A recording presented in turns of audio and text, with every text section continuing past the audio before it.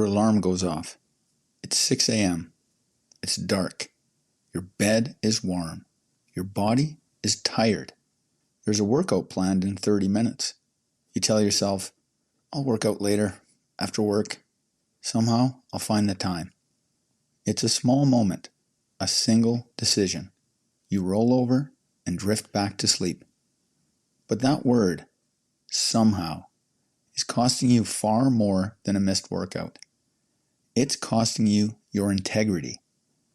It's costing you the future you keep telling yourself you want. Hey there, it's me, Core, and you're listening to Exercising Self-Control from Fitness to Flourishing. When you say you'll achieve something, in quotes, somehow, you're not making a decision.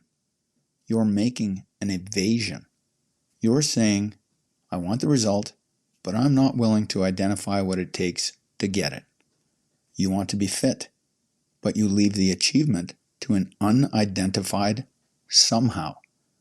You'll get in shape when motivation strikes, when you have more time, when conditions are more convenient. Here's the thing. Somehow always means someone or something else will take care of it.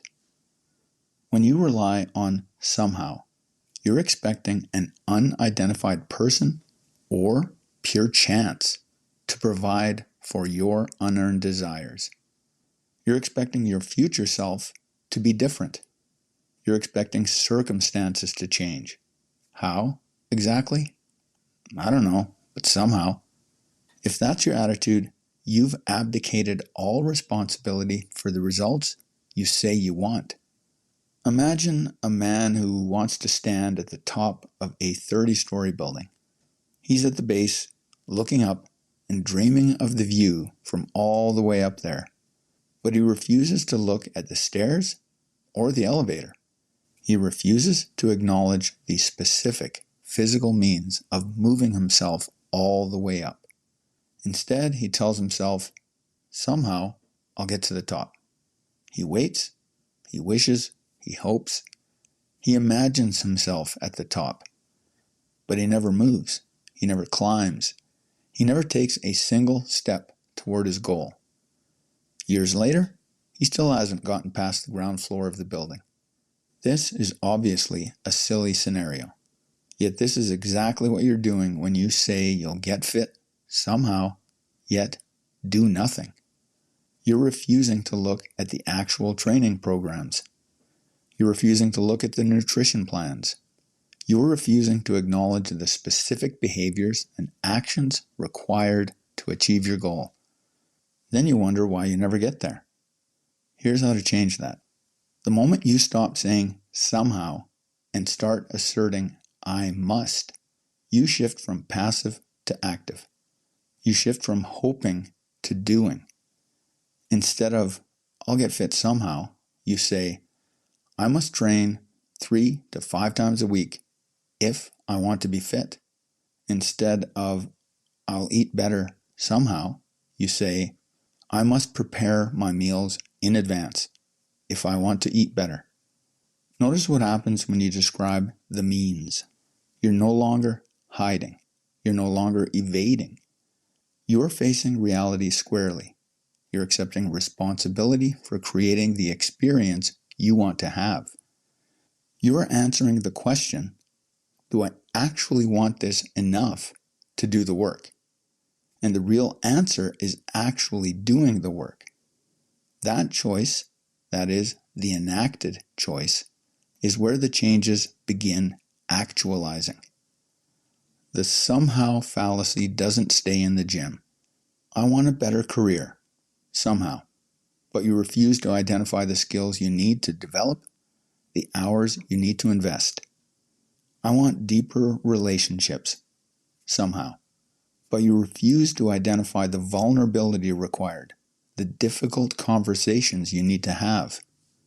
I want to live by my values, somehow, but you refuse to identify the compromises you need to stop making, the discomfort you need to embrace. The pattern is identical everywhere. Desire without means, wishes without plans, ends without enacting the causes required to achieve them. And the cost is identical everywhere. A life of passivity, inconsistency, and regret. But you can change this. Your exercise practice is where you learn to break this pattern. Every time you choose to show up instead of saying, somehow, I'll do it later, you're training yourself to make the virtuous choice. Every time you accept the means, that is, the actual work required, you are learning responsibility. These lessons don't stay in the gym. They transfer to your career. They transfer to your relationships. Most importantly, they transfer to your character. And, as Heraclitus, the ancient Greek philosopher, said, character is destiny. Your exercise practice isn't separate from your life.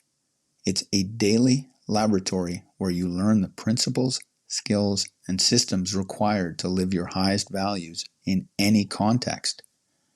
This has been part 1 in a 4-episode series exploring the 4 pillars of knowing what you really want. This is the framework that transforms you from someone who says, somehow, to someone who says, I must, and then does it.